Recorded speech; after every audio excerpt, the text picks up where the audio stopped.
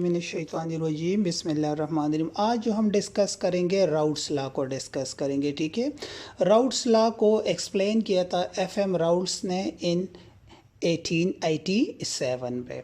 ठीक है, और ये किसके बारे में थी? It is about the quantitative relationship between vapour pressure of solution and the composition of component of solution, कि ये वेपर प्रेशर सोल्यूशन का कितना है और उसमें कितने कंपोनेंट है, उनकी कंपोजिशन क्या है, मतलब उनका मोल फ्रैक्शन क्या है। सो इसके बारे में जो लॉ प्रपोज की थी राउट्स ने, उसको राउट्स लॉ कहते हैं।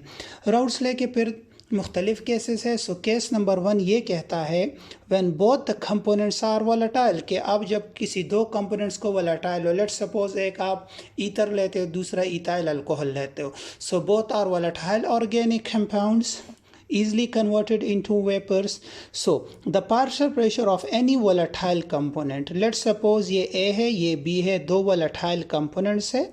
So ये इस लाइन पे A है और इस लाइन पे क्या है? B है। So the partial pressure of any volatile component of a solution is equal to, बराबर होता है the vapor pressure of pure component P naught A, ठीक है, pure component and, और फिर क्या है, एंड इट्स स्मॉल फ्रैक्शन। इसका मतलब ये कि आपके पास अगर दो कंपोनेंट हो, दोनों को आप किसी मिक्सचर में मिला दे, एक कंटेनर है, उसमें आपने लेट्स सपोज ये A है और B है, दोनों को। सो इस A B के जो वेपर प्रेशर होगा फिर वो क्या कहलाएगा? Vapour pressure of, so that will be PA and PB। और अगर ये दोनों अकेले पड़े हो मतलब A, so that will be P not A, और अगर ये B हो so that will be P naught B। so ये क्या कहलाएंगे? Vapour pressure of A in pure form, vapour pressure of B component in pure form. जब दोनों को आप मिला दें तो फिर ये जो PA कहलाएगा, this is the vapour pressure in solution form, this is the vapour pressure of B in solution, जब दोनों सोल्यूशन बना दे।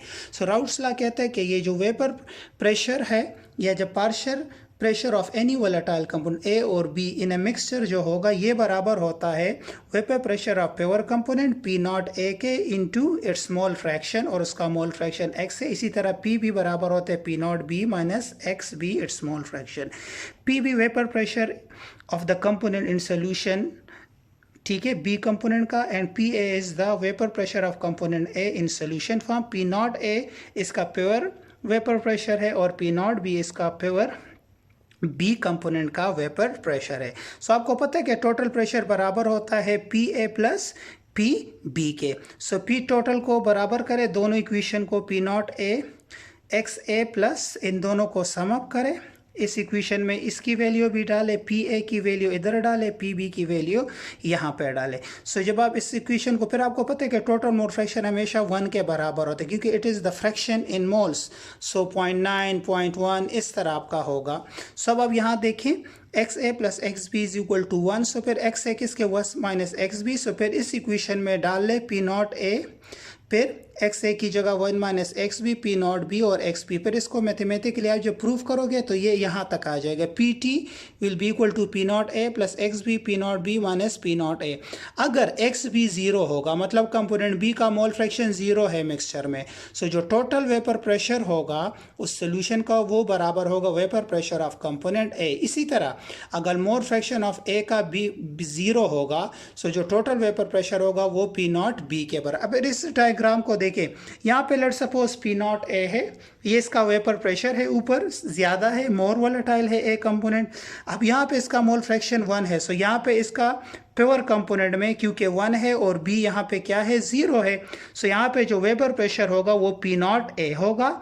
यहाँ पे अगर आप देखें XA 0 है और XB 1 है, सो प्योर कंपोनेंट जो B है उसका वेपर प्रेशर PB होगा। लेकिन यहाँ से जब आप मोल फ्रैक्शन को कम करोगे तो ये vapour pressure of Aahista Aahista कम होगा और 0 पे आ जाएगा क्योंकि XA का मोल फ्रैक्शन यहाँ पे 0 हो गया। इसी तरह PB का जब आप इस साइड पे जाओगे, सो यहाँ पे PB देखिए मैक्सिमम है इस लाइन के ऊपर, सो वेपर प्रेशर फिर आहिस्ता आहिस्ता इस B कंपोनेंट का जो vapour pressure in solution form होगा वो आहिस्ता आहिस्ता डिक्रीज होगा और जो टोटल वेपर प्रेशर होगा वो इसके बराबर होगा। मतलब तो इसका मतलब ये है कि P जो वेपर प्रेशर ऑफ कंपोनेंट ए है, जब आप मोल फ्रैक्शन में डिक्रीज लेकर आओगे तो वो आहिस्ता आहिस्ता डिक्रीज होगा, और vapour pressure of B Aahista Aahista आप यहाँ से क्या होगा, डिक्रीज होगा। और अगर आप उल्टा जाओगे तो यहाँ पे वेपर प्रेशर ऑफ बी क्या है, ज़ीरो है, ठीक है, लेकिन आहिस्ता आहिस्ता मोल फ्रैक्शन बढ़ रहा है तो वेपर प्रेशर ऑफ क्या कंपोनेंट बी इंक्रीज हो गया। यहाँ पे इसी तरह vapour pressure of component A in pure form increase होगा। और ये जो लाइन है इट गिव्स, ये यहाँ से खींचे, यहाँ से खींचे, this line give the vapour pressure of component A in solution form, and this is the vapor pressure of component B in solution form. इसी तरह राउट्स लॉ का जो सेकंड केस है, अगर आप उसको देखें, इसमें शर्त है कि एक नॉन इलेक्ट्रोलाइट हो और नॉन वोलेटाइल सॉल्यूट हो इन वोलेटाइल सॉल्वेंट। मतलब नॉन इलेक्ट्रोलाइट मतलब शुगर हो, यूरिया हो, और किसी भी वोलेटाइल सॉल्वेंट में हो, अल्कोहल हो, जो भी हो।